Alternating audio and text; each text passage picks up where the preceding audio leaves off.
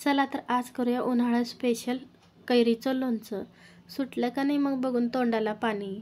चला करूया लगेच. 4 कैऱ्या घ्यायच्यात, गच्च बघून असं कट करायचे. मधली कुई काढून टाकायचे. मोठे मोठे फोडी करायचेत.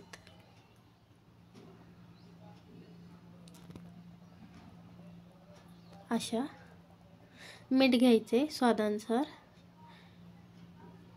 हळद, लाल तिखट स्वादानुसार, वरून फोडणी टाकायचे. तेल घ्यायचे, मोहरी घ्यायचे 2 चमचे. चांगलं तडकू दिल्यावर हिंग टाकायचे. गॅस बंद करायचे. तुम्हाला जर आवडत नसेल तर अख्ख्या मोहरी मिक्सरला फिरवायचे.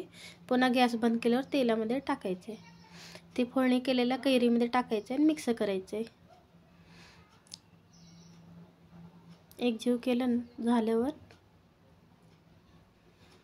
काचेच्या बरणीमध्ये घालून ठेवायचे. खूपच मस्त झाले लोणचं. तुम्ही पण नक्की करून बघा.